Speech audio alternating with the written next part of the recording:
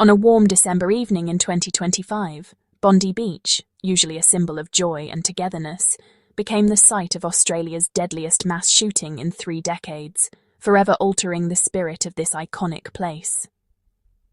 Families from the local Jewish community had gathered to celebrate Hanukkah, a festival of light and resilience, but the festivities were shattered by a brutal and senseless attack that no one could have anticipated. 2 assailants, Sajid Akram and his son Naveed, driven by deep-seated anti-Semitic hatred, opened fire on the unsuspecting crowd, turning a night of celebration into one of terror. Laughter and music turned instantly to chaos as gunfire echoed across the sand, leaving devastation, heartbreak, and confusion in its wake. Police responded with remarkable speed. Sajid was killed at the scene, while Naveed was apprehended and now faces charges of terrorism and murder, his actions sending shockwaves across the nation. The attack was a targeted assault not only on Australia's Jewish community, but also on the nation's core values of multiculturalism, tolerance, and religious freedom. Survivors and witnesses are left with scars, both physical and emotional, that will last a lifetime as families and friends struggle to process the trauma and loss.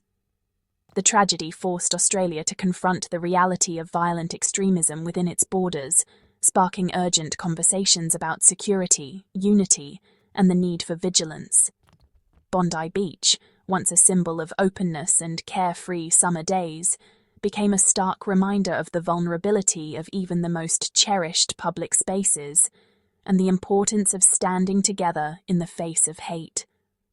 The Hanukkah celebration, meant to be a beacon of hope and unity, was plunged into darkness, leaving a nation searching for answers and determined to heal. Australia mourns the loss of 15 lives, mothers, fathers, children, friends, each with a story and a future stolen. The pain is raw and personal, echoing through families and communities who must now find a way to move forward in the face of unimaginable loss. The youngest, 10-year-old Matilda, has become a symbol of innocence lost. Her smile, now seen in photos at memorials, reminds the nation of the childhoods cut short and the futures that will never be realized. Amidst the horror, stories of bravery emerged. 14-year-old Chaya Dadon shielded younger children, saving lives. In the chaos, ordinary people became heroes, acting selflessly to protect others. Survivors like Chaya now carry lifelong scars, and their pain is shared by communities nationwide. The trauma lingers, affecting not just those present, but everyone who watched in horror from afar. The attack shattered Australia's sense of safety, especially given the country's strict gun laws since the Port Arthur massacre.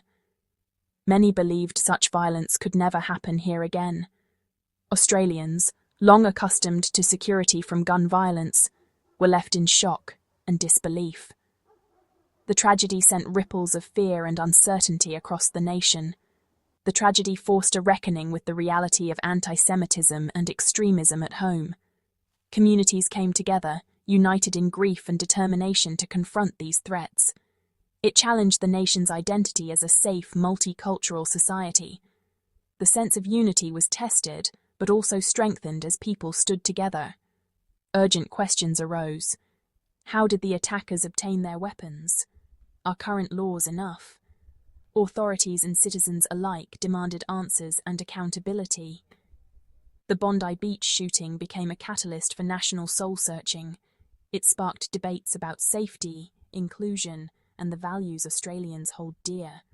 Australia now faces the difficult task of healing and ensuring such horror never happens again. The journey ahead will require compassion, vigilance, and a renewed commitment to unity. In the aftermath, grief and solidarity swept across Australia, touching every corner of the nation. Communities large and small felt the weight of loss, coming together in shared sorrow and support. Makeshift memorials at Bondi Beach became gathering points for collective sorrow. Flowers, candles, and notes honouring the victims. People of all ages visited, leaving heartfelt messages and standing quietly in reflection. A week later, thousands returned for a sunset memorial, falling silent at the exact moment the attack began. The hush was profound, a shared pause that spoke volumes about the pain and unity felt by all. The crowd sang Waltzing Matilda for the youngest victim, a poignant tribute echoing across the sand. The song's familiar melody brought comfort, and many wept openly as they sang together. Anger mingled with grief, as many demanded accountability and action from leaders. Calls for justice and change rang out, reflecting a nation determined to learn and heal. Vigils and services were held nationwide, flags flew at half-mast, and moments of silence united workplaces, schools, and stadiums. Across cities and towns, Australians paused to remember and honour those lost. The tragedy sparked urgent conversations about tolerance and the dangers of hate. Community forums and public gatherings became spaces for dialogue, healing, and hope. Australians are not just mourning, they're reaffirming their commitment to compassion and respect. People from all walks of life are standing together, determined to support one another. The nation's collective grief has become a powerful act of defiance against hate, showing the world that unity and kindness will always prevail. The government responded swiftly, promising decisive action to address the tragedy's root causes. Prime Minister Albanese announced a major national gun buyback scheme, aiming to close loopholes and reduce firearm access. The attack exposed weaknesses in Australia's gun control, prompting urgent reform. New legislation will also strengthen hate speech laws, making it easier to prosecute those who incite violence. The government's message is clear. There is no place for antisemitism or hate in Australia. These measures are both practical and symbolic, reaffirming the nation's values. The Jewish community's safety is a top priority, and the country stands united against extremism.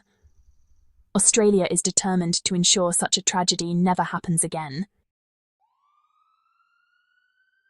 In response to public outcry, the government launched a federal royal commission, the highest level of public inquiry. The commission will investigate intelligence failures, including why Naveed Akram, once flagged by ASIO, was dropped from monitoring. It will examine the rise of antisemitism and violent extremism, both online and in communities. The inquiry aims to uncover systemic flaws and recommend changes to prevent future attacks. Families of victims demanded answers, and the nation is committed to finding them. The process will be difficult, but necessary for healing and accountability. Recommendations may include reforms in intelligence sharing, police procedures, and community engagement. The Royal Commission represents hope for justice and a safer future. Australia is determined to learn from this tragedy and build resilience against hate.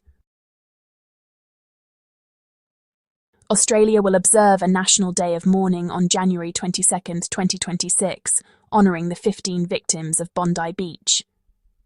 Planned with Jewish community leaders, the day's theme is Light Will Win, a defiant response to the darkness of the attack. Hanukkah, the festival of lights, inspired this message of hope and perseverance. Flags will fly at half-mast, and the Chabad of Bondi will lead tributes. The day is both a solemn remembrance and a call to action for unity and compassion. Light will win is more than a slogan. It's a guiding principle for the nation's future. Australians are encouraged to be sources of light in their communities. The day of mourning is a promise. Australia will be defined by unity, not terror. The most powerful voices after Bondi have come from survivors and community leaders, refusing to be silenced by hate. Chaya Darden's plea to be a light in the darkness has become a national rallying cry. Her message urges Australians to stand up against prejudice and choose compassion. Jewish leaders have guided the public response, emphasising unity and resilience. Communities of all faiths have come together, holding vigils and promoting understanding. Grassroots efforts have strengthened the fabric of Australian society. The tragedy has inspired countless acts of kindness and solidarity. The nation's response proves that unity is stronger than hate. Australia's shared humanity is its greatest strength. The attack was a direct assault on Australia's Jewish community, but the nation responded with overwhelming support. Vigils across the country saw people of all faiths standing together in solidarity. Political leaders united to condemn the attack and reject antisemitism. The tragedy forced Australia to confront rising antisemitism and commit to doing better. The outpouring of empathy is a promise that the Jewish community is not alone. Australia's identity is defined by compassion and unity, not by the actions of extremists. In the face of hate, the nation stands together, offering protection, empathy, and unwavering support. As Australia looks ahead, the path forward is built on hope, unity, and compassion. Light will win must become a daily practice, not just a slogan. Education, honest reflection, and meaningful reform are essential to prevent future tragedies. The Royal Commission's findings will demand courage and change from all Australians.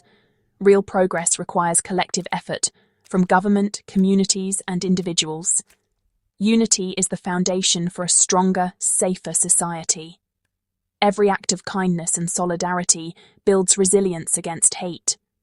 The memory of the 15 lost at Bondi must inspire lasting change. Out of sorrow, a renewed sense of purpose can emerge.